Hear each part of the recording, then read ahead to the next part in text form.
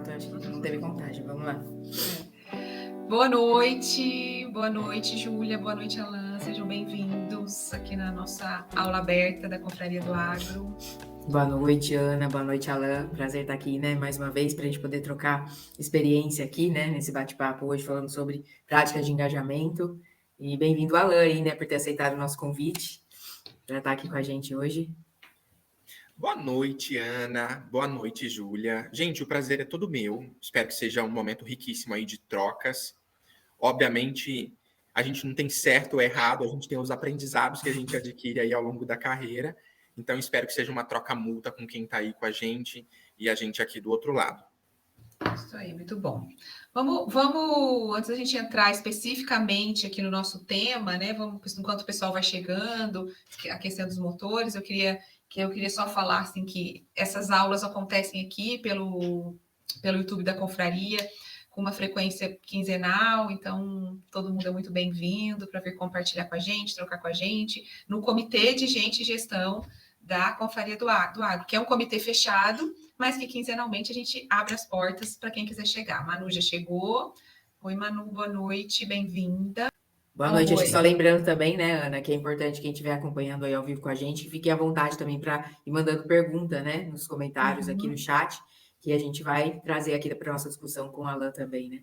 Exatamente. Gustavo abandonou a gente hoje, o Gustavo sempre é o nosso anfitrião aqui, Alan, só para você saber, mas hoje ele, não sei porquê, deve estar longe, deve estar em algum lugar que hoje ele abandonou a gente, mas ele está lá falando que é fã do comitê.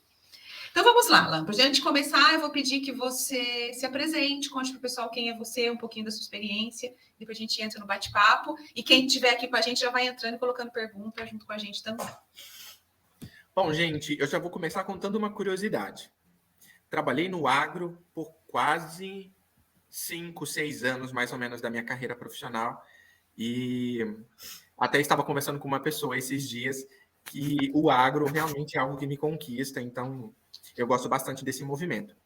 Bom, eu sou do interior de Goiás, bem no interiorzinho mesmo, de uma cidadezinha chamada Quirinópolis. Eu sou caçula de 5 filhos, mamãe, uma guerreira gigantesca. Vou mandar um beijo. Mãe, tô na Globo. Brincadeira, gente. Amém.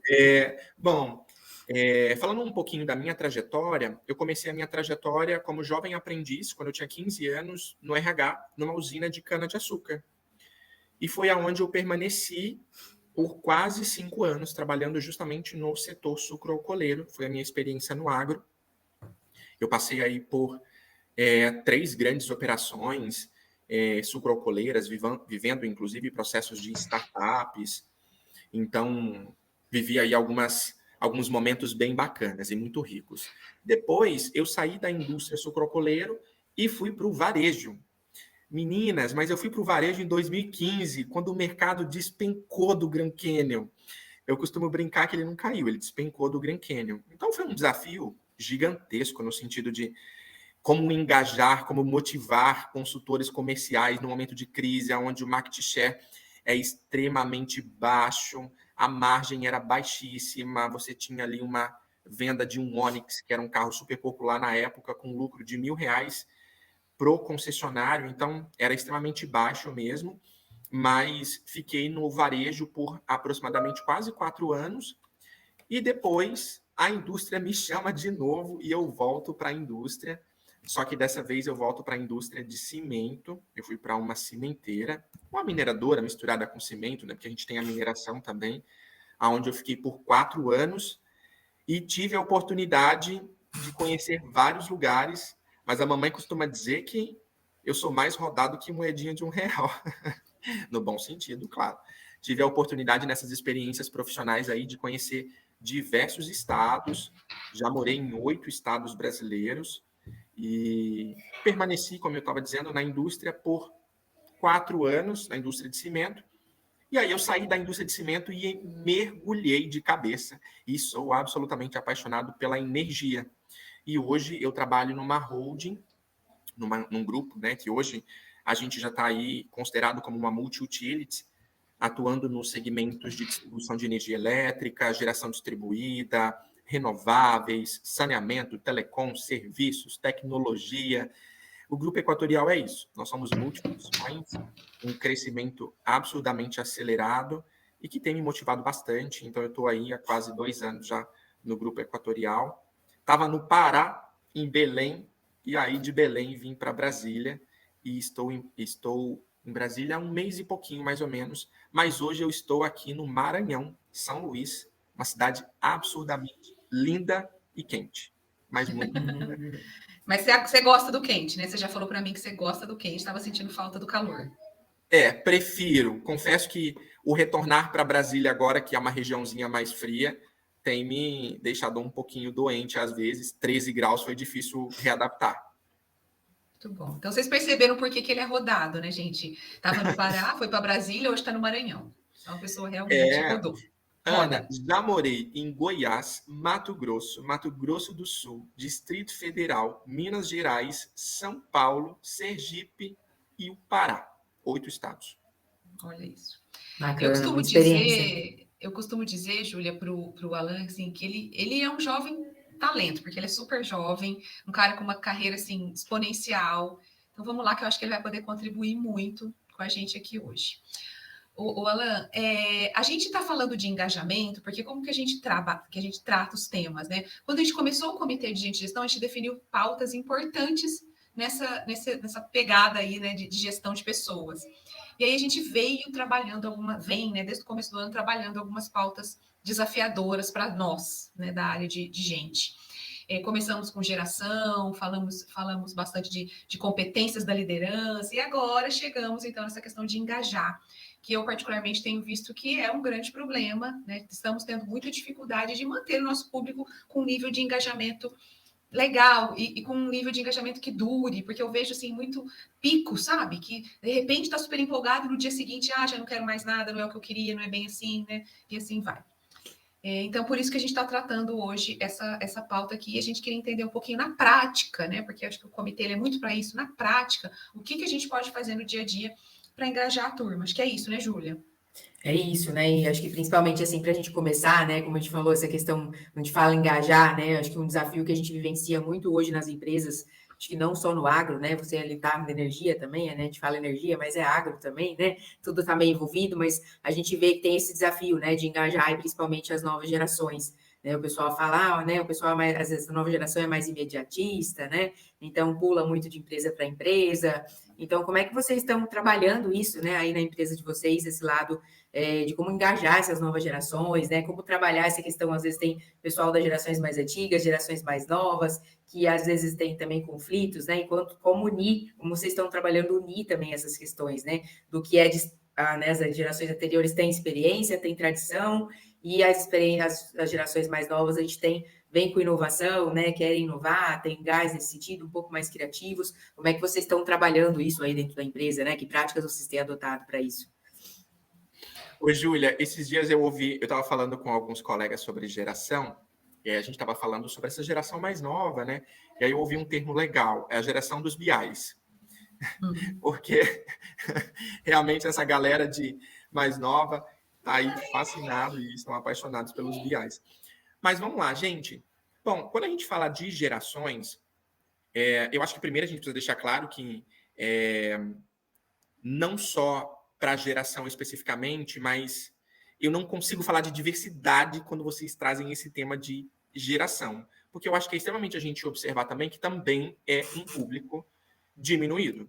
Se a gente for pensar tecnicamente e numericamente, daqui 20 anos, a maior população do país vai ter acima de 45 anos.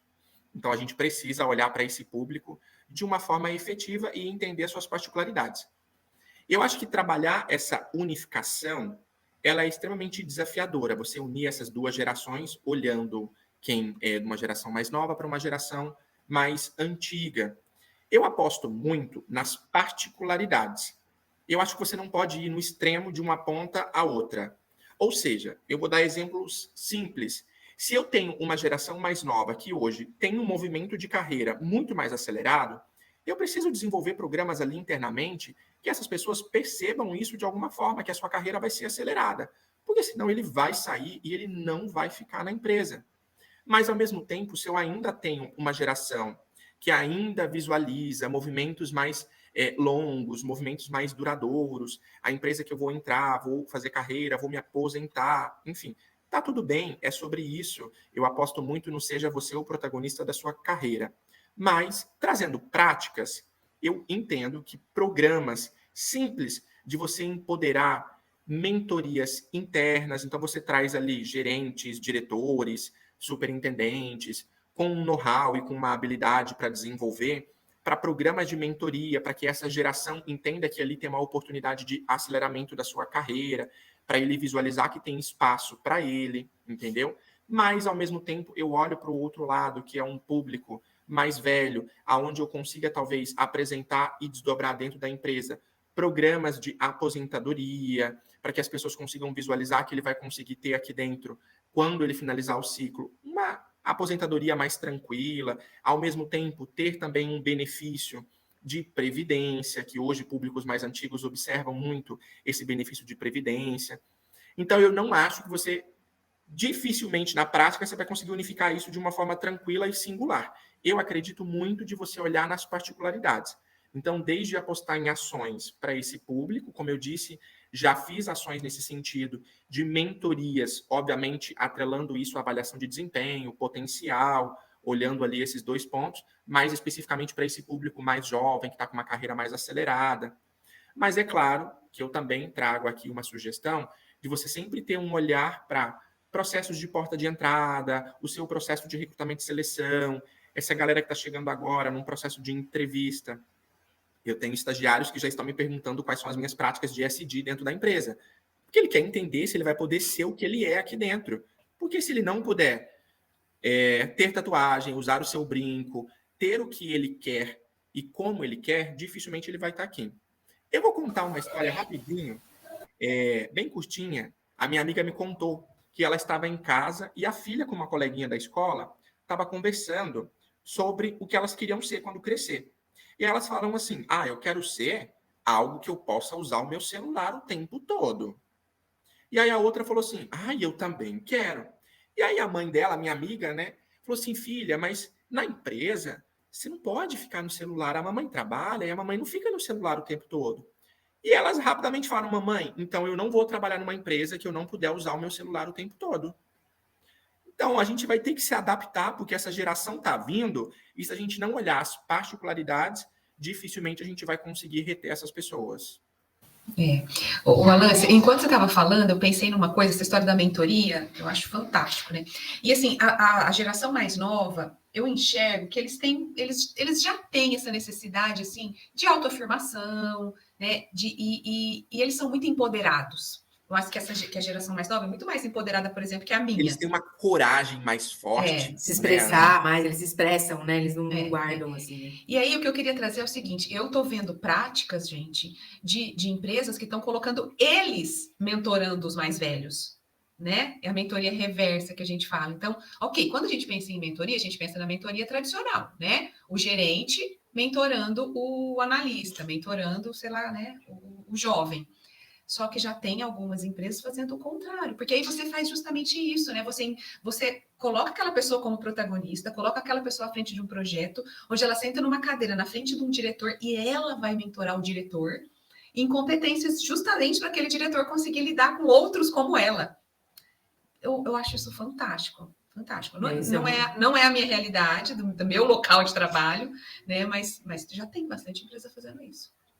Isso é muito legal, né? Às vezes você lida no dia a dia, assim, né? Às vezes eu tenho contato com professores, consultores, aí quando você fala pra gente assim, tá fazendo live, tá gravando vídeo, pra gente é natural, né? A gente tá acostumado a fazer isso. Mas às vezes, né? Às vezes professor de sala de aula ali não tá acostumado, né? Então, marketing digital, quem tem são os mais novos, né? Os mais jovens. E é coisa que a gente tem que aprender com eles, né? Que sabem fazer coisas. Nem o Alan trouxe um exemplo muito legal aí do BI também, né? Gerações mais novas, eles são fuçados, né? Toda essa parte de tecnologia, agricultura de precisão, eles vão lá e se vira e faz, né? Mexer com drone. Então, são coisas que você vê que eles gostam, então eles se engajam. Eu acho que é muito legal isso que o Alan trouxe, eu vejo muito por esse lado também. Não adianta a gente... Eu, às vezes, vejo, né, muitos gestores como se quisessem, assim, parece que eles estão certos e as gerações novas estão erradas e tem que se adaptar ao jeito deles. Quando, na verdade, não, né? A gente tem que olhar para o que as gerações novas estão trazendo de bom, né? Então, elas sabem mexer com a tecnologia, elas têm a facilidade, então a gente tem que aproveitar isso, né? A gente tem que aproveitar a facilidade deles se expressarem, se comunicar, de estar nas redes sociais, divulgar a empresa, isso ajuda com vendas, né? Então, assim, tem uma série de coisas que eu acho que é muito interessante, assim, esse lado que o Alan trouxe, né? Eu acho que é muito bacana. A gente tem pontos positivos de todos os lados, né? Uhum. Eu queria fazer uma pergunta que eu queria saber que você queria que você contasse para gente um pouquinho como que vocês trabalham marca empregadora para as pessoas quererem trabalhar com você, para as pessoas engajarem com a marca. E se você, eu queria saber também assim, vocês têm embaixador de marca, que é alguma coisa que eu sei que também está muito em alta. Conta um pouquinho para mim disso. Ana, como que é forte e extremamente necessário a gente trabalhar esse fortalecimento da marca empregadora? Eu vou falar para vocês um pouquinho de experiências anteriores e de experiências atuais.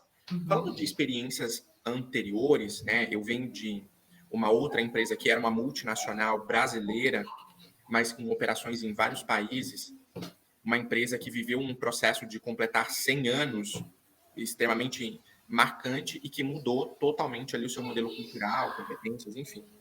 A questão, de fato, de você ter ali guardiões, de você ter embaixadores, está super em alta. É muito importante você apostar em pessoas que, de fato, vão conseguir expressar para o mercado a marca dessa empresa. Então, apostar em pessoas mais desinibidas, em pessoas que vão lá, que vão fazer posts, que vão falar.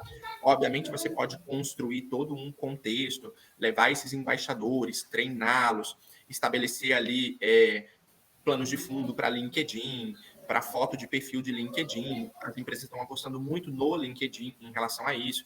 Várias já caminham já para o Instagram, e eu estou adorando ver essas grandes empresas no Instagram agora, fazendo o marketing com os influenciadores, então que começa com todo um meme e de repente ele vai lá e fortalece a marca de algum produto. Ai, deixa eu até te interromper. Eu sigo uma pessoa, gente, eu não sei, talvez eu vou falar, vocês não vão gostar, mas eu vou falar que esse menino, não sei se você segue ele, Alan. Não. Mas se você não segue, gente, ele é fantástico. Chama Esse Menino, o perfil dele. Ele começou na época da pandemia e tudo mais. E eu, antes de entrar aqui, eu estava vendo justamente isso. Ele começou fazendo um meme dos mineiros, falando do jeito de falar dos mineiros e tudo mais, e na sequência ele engata um lanche que o McDonald's está soltando com queijo de Minas. Então, assim, olha isso, né? Você pega um influenciador, um cara que tá bombando, tudo bem que é o McDonald's, que se fosse ver, nem precisava disso, mas ligando as duas coisas, né? Desculpa te interromper, mas eu precisei contar disso. Então, eu acho que esse é um caminho super bacana para você poder começar, de fato, com embaixadores. Mas a gente também pode olhar, talvez, para um marketing não reverso, mas um pouco mais oculto. Vou contar para vocês o que aconteceu e, de repente, a gente teve um boom de marca empregadora. Tínhamos um colaborador X e esse colaborador, de repente, teve uma sacada de fazer um vídeo aonde ele tinha ali uma música bem sofrida da Marília Mendonça como plano de fundo no vídeo dele. Isso foi uma ideia dele, ele fez isso. Obviamente, essa não foi uma iniciativa aprovada pela empresa, foi uma iniciativa dele. E aí ele colocou ele no TikTok, a ferramenta era o TikTok, acho que eu posso falar isso aqui. E aí, acho que o YouTube não derruba a nossa live, né, se eu falar TikTok. Espero que não. E aí ele colocou uma música de plano de fundo da Marília Mendonça, que é aquelas músicas bem sofridas. E aí ele estava com uma escada com o uniforme da empresa e a legenda era: estou indo cortar a energia do atual da minha ex. E a empresa é uma empresa de energia, de distribuição, então a gente tem todo esse processo de corte, religa, enfim. Não é algo que foi aprovado pela empresa, a empresa não compactua com esse tipo de marketing, mas disparou a imagem da empresa de uma forma gigantesca. Então, eu acho que talvez valha a pena você observar quem são esses talentos ali dentro da tua organização, mas de uma forma estruturada, alinhada com a imagem, com o marketing externo, para entender qual é o impacto que você quer gerar. O impacto que a gente teve foi um impacto positivo, não foi um impacto negativo, mas que a gente não pactuou e a gente orientou que, de fato, ele não trouxesse questões assim ligadas com o uso do uniforme da empresa e tudo mais. Até porque é um processo muito sensível. Mas, de repente, você tem talentos lá dentro da tua empresa que conseguem fortemente. Eu tenho uma pessoa, eu acho até que ele está me assistindo aqui, que esses dias eu estava conversando com ele, E eu vi que dentro do time dele, ele tem uma consultora comercial que ela é a pessoa responsável por fazer todo o TikTok e todo o meme de divulgação daquela loja, daquela unidade. Então, às vezes, você tem talentos tão bacanas aí dentro que talvez estão reprimidos e é importante a gente olhar para além do embaixador. Tá muito na moda agora o Instagram, o meme, de você ir lá, tentar colocar de uma forma engraçada, mas que ao mesmo tempo empodera, divulga. Eu acho que faz sentido. É um caminho também que pode dar. E às vezes, se você tem essa sacada, né? Tipo, eu tenho alguém no meu time que tem essa competência, que tem esse perfil, você engaja essa pessoa que está aqui dentro também, né? Porque essa pessoa podia querer sair para ir para uma empresa que desse essa oportunidade. Não, a empresa onde eu tô, que é uma empresa tradicional, está me dando essa oportunidade. Então, a gente precisa, é o que você falou, é a mesma história da criancinha lá com o celular. Não, eu quero trabalhar numa empresa que eu posso ficar com o meu celular. A gente vai precisar quebrar alguns vieses, né? Esses dias também eu vi uma pessoa na internet que essas caixinhas que os consultores abrem, e a caixinha era: o que eu faço para o meu time não ficar tanto no celular? Gente, será que a liderança precisa realmente se preocupar com isso? Né? Ou será que é com isso que a liderança precisa se preocupar? Né? Não ficar tanto no celular? Ou será que ela tem que se preocupar com o resultado de entrega dela? Porque, assim, é o resultado de entrega, ok. Então, se eu não estou entregando, e o problema é porque as pessoas estão com o celular, ok, é uma coisa. Mas se eu estou entregando, se eu estou com bons resultados e as pessoas estão com o celular... É super legal isso que você trouxe, né, Ana? Porque muitas vezes as gerações anteriores, por não ser costume deles, né, trabalhar no computador, trabalhar no celular, isso eu vejo acontecer muito no agro, né? E vivencia, a gente às vezes em casa, né? Fala assim, o pai fala, tipo, parece que você tá no computador, parece que você tá à toa, né? Como se eu assistisse filme o dia inteiro, série, e não faço mais nada, né? Então parece que você não tá trabalhando, mas na verdade você tá. Então, suposições que a geração, né, eles fazem, porque não era o hábito, costume deles, quando na verdade a pessoa tá trabalhando. Então, o resultado, né? Se ela tá fazendo a parte dela, não significa, né, que isso pode atrapalhar. Então, é uma preocupação bem legal, assim, acho que traz esse lado, né? Paula, me conta uma coisa. Como que você está vendo a sua liderança, ou até lideranças de outras empresas que você trabalhou, atuando como fonte de engajamento, como aquela pessoa que inspira engajamento? Como que está o seu termômetro disso? Bom, sabe uma coisa que eu aprendi há alguns anos? Eu tinha eu tenho um propósito de vida muito forte que se conecta muito comigo, que é desenvolver pessoas, é engajar pessoas, é estar próximo das pessoas. E aí, algum dia, eu peguei, né, conversando com uma colega, ela virou para mim e falou para mim assim, eu estava conversando com ela, falando, poxa, às vezes eu me frustro, porque em alguns momentos, algumas pessoas não saem daquela inércia, daquele ponto inicial que a gente começou, e de repente eu olho para aquela pessoa e eu não enxergo o que ela desenvolveu. O que falta? Aí ela virou para mim e falou assim, você se conecta com essas pessoas antes de você desenvolvê-las, antes de você engajá-las? E eu acho que está aí um pulo do gato. Antes da gente falar em engajar alguém, a gente precisa certificar, e eu, enquanto líder, se eu estou conectado com essa pessoa. Porque eu costumo traduzir que o engajamento, ele vem em resultado, mas, de fato, é aquele momento que você fala ou que você ouve alguém falar de alguma demanda, algum trabalho da empresa, e você fica arrepiado. Isso, para mim, é uma demonstração tão forte de engajamento. Hoje, inclusive, na hora que eu estava com o meu time, Ana, agora à tarde, aconteceu isso comigo. Então, eu falei, putz, nossa, estou super engajado com isso aqui. Então, eu acho que, assim, primeiro, essa liderança ela precisa estar conectada. Se não estiver conectada com essas pessoas, dificilmente ele vai gerar engajamento. Mas o RH pode, sim, trazer algumas ferramentas que impulsionem isso. Tem lá a tradicional pesquisa de clima e que a gente tem resultados. Ok, tudo bem, isso aí já é super tradicional.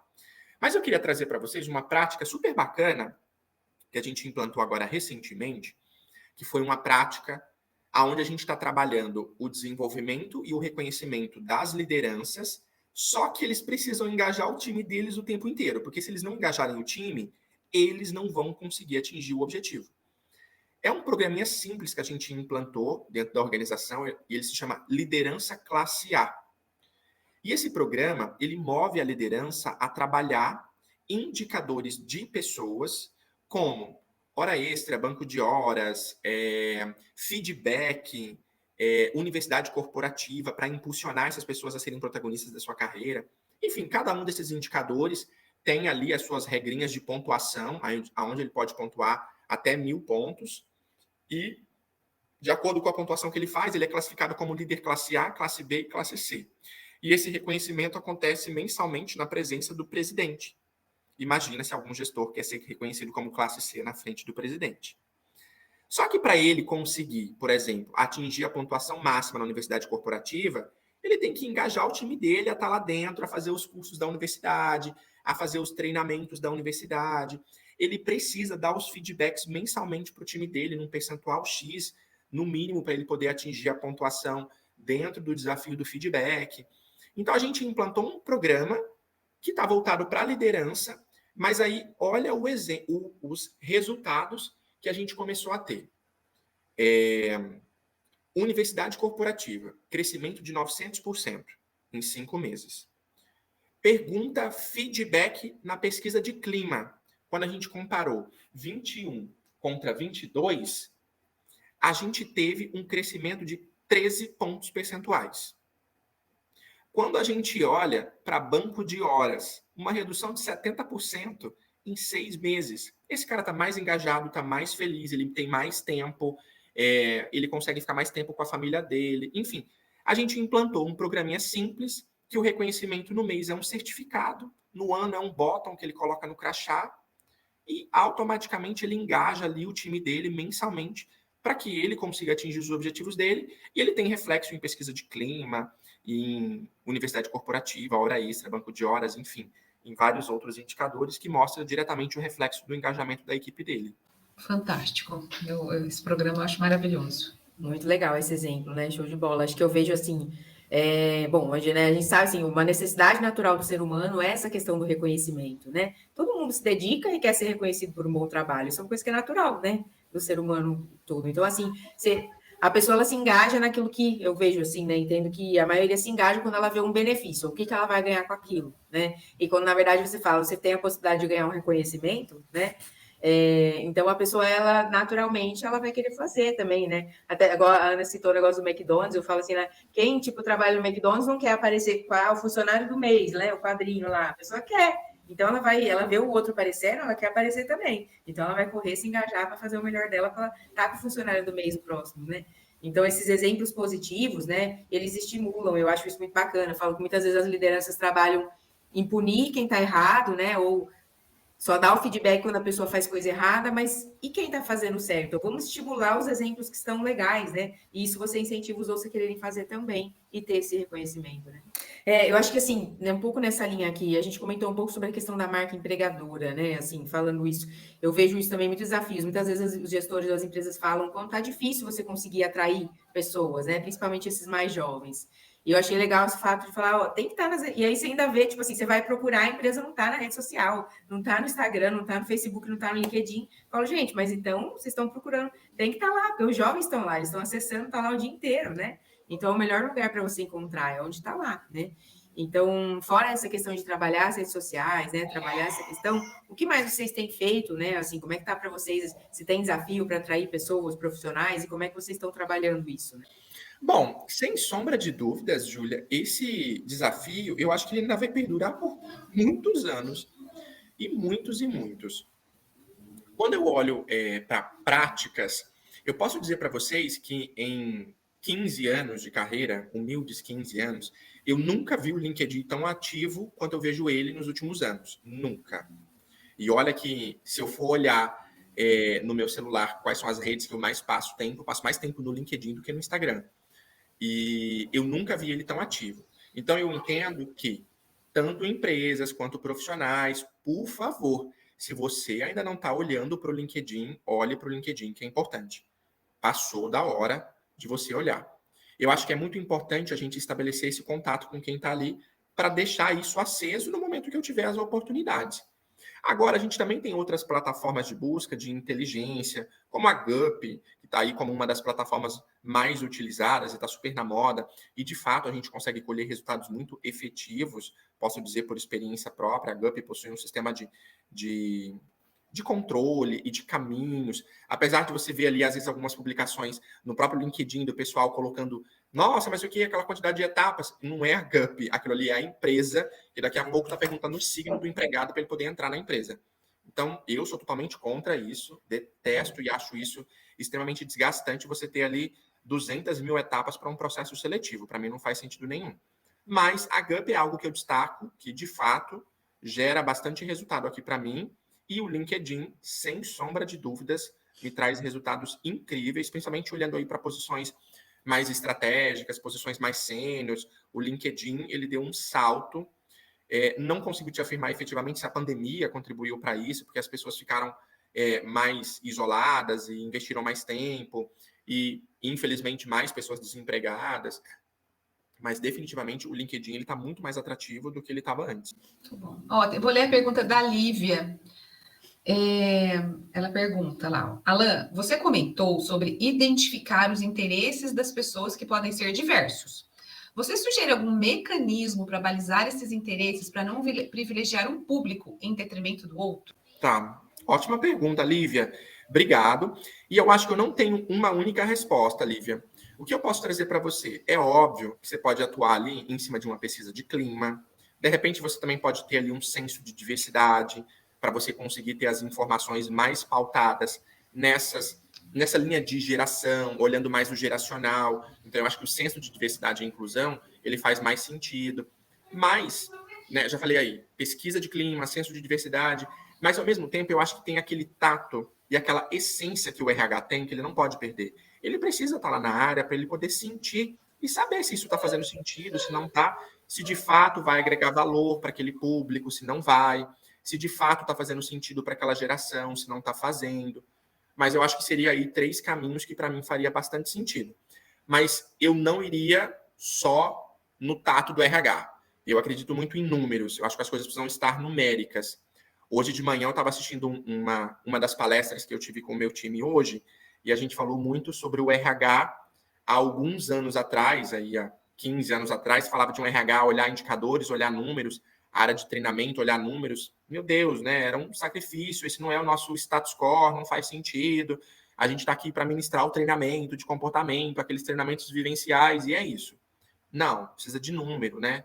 Então, você pode aplicar aí um censo ou uma própria pesquisa de clima focada para ter essas informações, e eu acho que definitivamente você não vai ter o risco de privilegiar um grupo ou outro, ter comitês também. De repente, você pode ter ali um comitê de geração dentro da empresa. Infelizmente, pelo que eu vejo das práticas de mercado, hoje você tem a diversidade e inclusão muito pautada em 4 únicos pilares, que é os pilares mais comuns de gênero, pautado aí em mulheres, LGBTQIA+, PCDs, e o de raças e etnias. Pouco se fala ainda desse pilar, né, dessa diversidade de gerações. Então, eu acho que ter aí um comitê, um grupo de aliados, formado por pessoas mais velhas, pessoas mais novas, eu acho que seria riquíssimo. Muito bom. Bem E esse interessante. é um pilar de diversidade que ninguém foge, né? Porque, por exemplo, assim, ó, você pode fugir da diversidade raça. Só contrato brancos, por exemplo. Você pode fugir da diversidade LGBTQIA+, mas da diversidade de gerações, você não foge. Né? Que você vai fazer o quê? Né? Não tem jeito. Vai demitir as pessoas. Atingir tal idade, você demite. Tchau. Né? Tem como. Meu Deus. Ó, agora o Gustavo perguntou, vou ver se eu entendi a sua pergunta, viu, Gu? Como mediar todas essas situações com diretorias sêniores? Eu tô entendendo que são as situações de conflitos, das situações de pensamentos divergentes. Como que a gente media tudo isso num nível mais sênior? Né? Porque nós estamos falando muito dos mais jovens e os mais sêniores. Bom, boa pergunta. Bom, Gustavo, eu posso dizer para você que eu acho que é muito importante, e eu tenho aprendido isso há alguns meses, e talvez Ana Nunes tenha isso no detalhe, ela é minha mentora, e não estou aqui para fazer marketing de ninguém, mas uma excelente profissional e uma excelente mentora, inclusive. Hashtag Ana me deu um desconto. Vocês estão vendo por que ele está fazendo isso, né? Tá vendo, né, Júlia? Mas, assim, Gustavo, uma coisa que eu tenho percebido e está muito forte para mim, o quanto que é importante esse RH ele estar cada vez mais preparado a partir do momento que você sobe o seu nível de pipeline. Se você não consegue estar preparado, você definitivamente vai comer bola e você não vai conseguir lidar com esse nível de perfil, porque enquanto você está indo com um milho, esse perfil já está com a pamonha pronta há muito tempo. Claro que quando você está com um nível de senioridade muito alto, e aí você, de repente, entra ali num conflito de gerações e o nível de senioridade é muito alta, o que eu sugiro você, e obviamente qualquer outra pessoa, é, de fato, talvez você estruturar um processo, estruturar um programa, com algum nível, né, um alinhamento mais alto ali com um CEO, ou com o presidente da organização, ou com o diretor-geral, ou com o diretor de RH da empresa, porque a gente está falando de um nível muito alto. Então, a gente precisa de um processo estabelecido para que você se sustente em algo e fale, não, as coisas acontecem assim porque a gente tem, de fato, estabelecido aqui um planejamento, um programa ou algo alinhado já com o alto nível de escalão da organização. Eu acho que acaba fluindo mais fácil.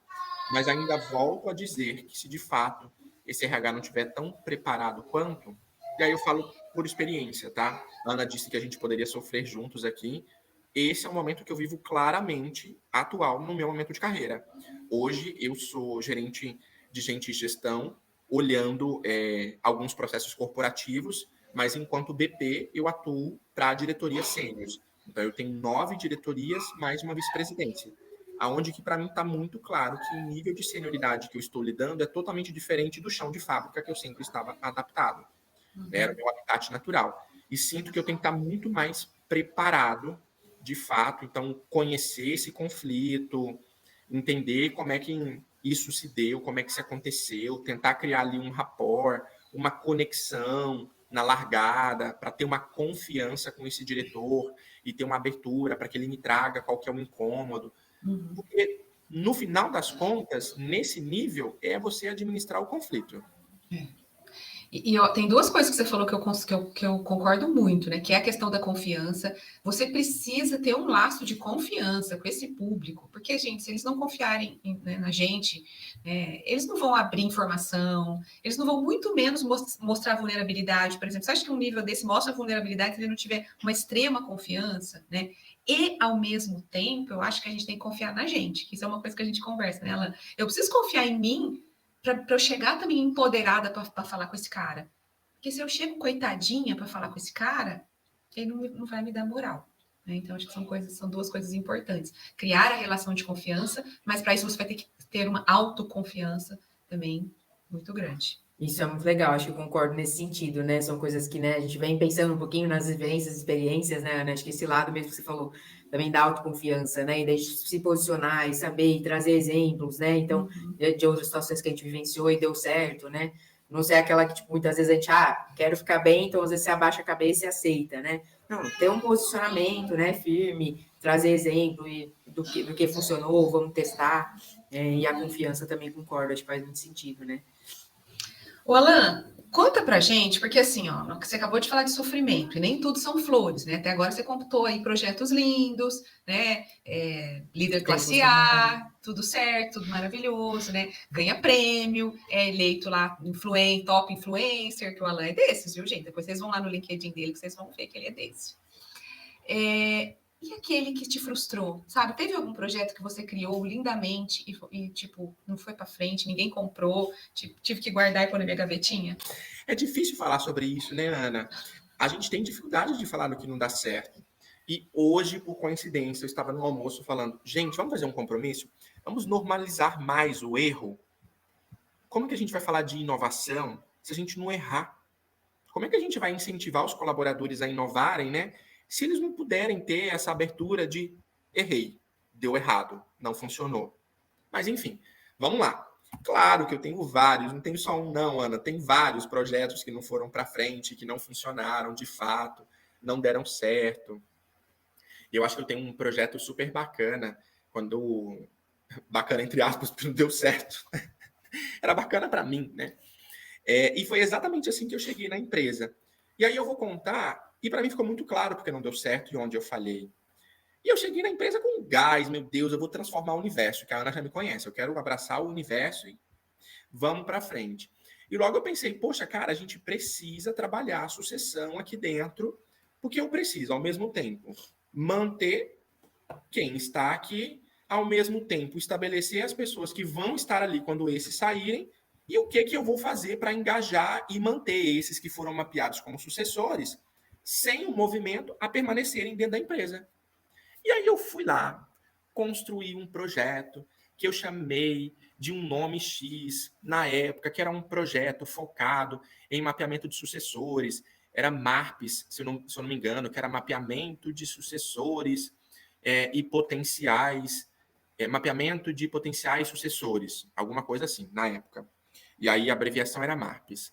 E aí eu simplesmente desenhei um dashboard, uma plataforma que cruzava com desempenho, que cruzava com clima, que cruzava com o tempo de empresa e tudo, e trazia risco de perda, porque daí eu levava para os gestores, para eles poderem fazer uma classificação, onde a gente avaliava por pilares, desde impacto da perda, risco da perda, dificuldade de encontrar no mercado, região, há quanto tempo está na cidade, e isso ia gerando uma pontuação para gerar um racional no final, se o risco de perder aquele gestor atual era mais alto, era mais baixo, e aí na frente para a gente sinalizar sucessor, tudo lindo, mas uma estrutura maravilhosa. Não deu certo. Por quê?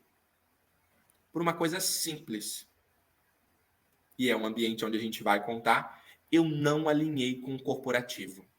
Uma iniciativa dessa dimensão, desse tamanho, zero alinhamento com a minha área especialista, com os produtos que, certamente esse produto era um produto específico da área de desenvolvimento, não alinhei esse processo e não foi para frente, obviamente, porque a empresa já estava trabalhando em outros produtos, com outro olhar para vivenciar de uma outra forma. Então, isso super acontece, é super comum.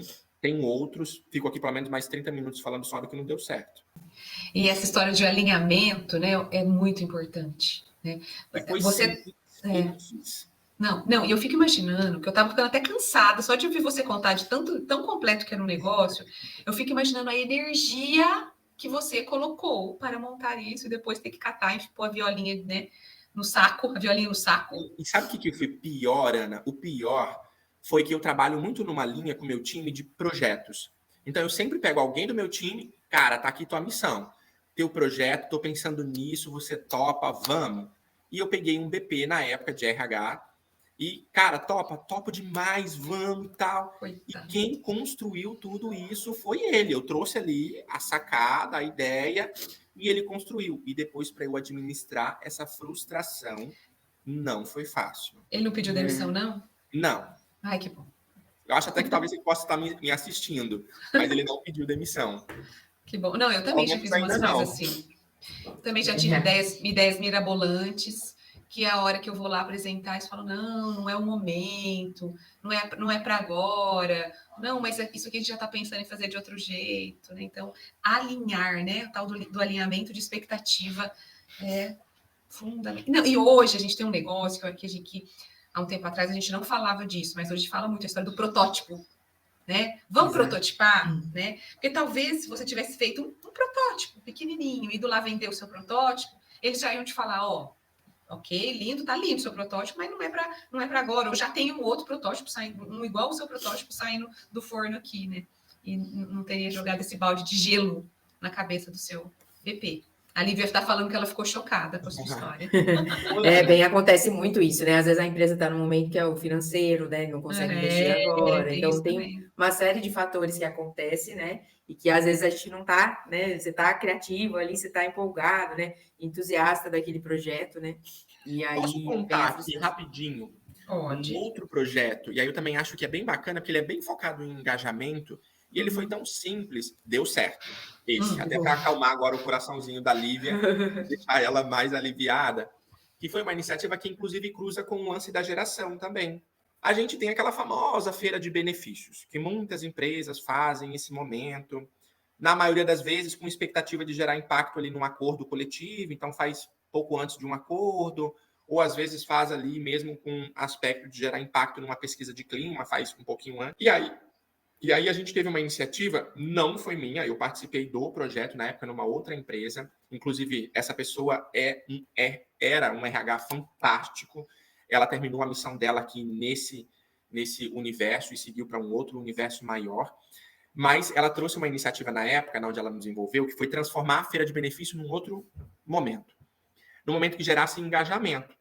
E aí a gente transformou uma simples feira de benefícios no gente como a gente. Esse era, inclusive, o slogan, o nome. era gente como a gente. E aí, nessa feira de benefícios, de repente ela se tornou uma feira de gente, aonde a gente falava desde toda a geração da empresa, contava as histórias, então tinha lá os quiosquezinhos, e a gente trouxe a pegada da diversidade fortíssima junto com essa feira de diversidade. Então, ao mesmo tempo, para aquela galera que estava lá, que ainda não se sentia incluída, não se sentia com espaço, o foco em benefício assim, foi muito baixo. A gente falou muito sobre o espaço, sobre a diversidade, levamos pessoas trans, travestis, pessoas lésbicas, bissexuais, ONGs, pessoas mais velhas, pessoas mais novas, aprendiz para poder dar palestra para toda a empresa. Então, eu acho que foi um momento muito, muito bacana assim, que a gente fez. Foi o Gente Como a Gente, que foi transformar uma feira de diversidade, uma feira de benefícios, numa feira de pessoas. E isso gerou um impacto bem bacana para a gente em clima, em fechamento de acordo, impulsionou a implantação do programa de diversidade e inclusão logo na sequência. Então, gerou bastante engajamento também. Sair daquela atual e tradicional feira de benefício para uma feira de pessoas. Olha só, você já me deu um insight que enquanto você escrevia, eu já mandei um WhatsApp aqui para uma pessoa do meu time. Preciso confessar isso. Nós temos na empresa, deixa eu contar isso aqui, a gente tem na empresa um programa que já acontece há alguns anos, que chama Minha Cana, Meu Jardim. Que a gente, justamente, é um momento onde a gente reúne as pessoas para engajá-las a cuidar do canavial do jeito que ele precisa ser cuidado, igual a gente cuida do jardim da casa, né? E é um evento que acontece uma vez por ano, a gente para toda a empresa para fazer esse evento, e ele sempre foi um evento muito focado em treinamento. Mas que vem tendo muitos resultados, porque realmente as pessoas se engajam, porque a gente faz uma coisa muito lúdica, com teatro, com personagem, não sei o que, lá. E vem tendo muito bem resultado. Os resultados melhoraram muito depois do Minha Cana, Meu Jardim. Mas por que você me deu um insight? Eu já escrevi aqui no grupo. Gente, vamos transformar o Minha Cana, Meu Jardim numa feira? Eu já quero ter uma feira do Minha Cana, Meu Jardim. Eu não quero mais ter só um treinamento onde as pessoas ficam passivas só recebendo. Vamos fazer uma feira. Já escrevi aqui a Lívia, ó. Já escreveu aqui. Ah, não, foi a Manu. Lívia, vamos fazer, que são as do meu time aqui. Lívia, vamos fazer. Então, obrigada, já serviu. Gente, boa noite, tchau, não preciso mais de nada. Não, acho que é muito legal isso, né? Uma coisa que me chama a atenção, assim, ouvindo vocês falarem, né? E que eu acredito muito. Eu acho que é quando você traz as pessoas se engajam também quando você traz esse senso de pertencimento, né? E de as pessoas se sentirem importantes, então que elas são parte, né, daquilo, né? Então elas têm que contribuir, né, para o canavial ali, para ter alta produtividade, para estar limpo, né, sem mato, para estar bem cuidado. Todo mundo ali faz parte de um resultado, né, a ser alcançado. Então, eu acho que é um aprendizado que eu tive, né, ouvindo um pouco de vocês contarem, e que eu acho que é isso, né, as pessoas se engajam quando elas se sentem parte, né? Principalmente essas novas gerações hoje, elas não estão, eu até brinco assim, né, falo, elas não estão ali mais para ser robô. Então, aquela liderança ali do manda quem pode, obedece quem tem juízo, né, eu dou ordens e você segue, a gente sabe que está fadado ao fracasso, né? Isso não vai funcionar mais. Eu até brinco e falo assim, ó, pode escolher ficar assim se você quiser, só que você não vai achar gente para trabalhar com você. Tudo bem, né? Você vai seguir sozinho, porque é impossível, né? Então, esse lado de querer contribuir, de sede de contribuir mesmo, né? De estar ajudando a crescer, essa nova geração tem. Então, a gente precisa enxergar isso, né? Trazer isso, luz, né, para eles, assim, e ajudar de alguma forma com essa questão de expectativa também, né? Gente, eu acho que uma das coisas que mais engajam é a pessoa se sentir parte. Exato.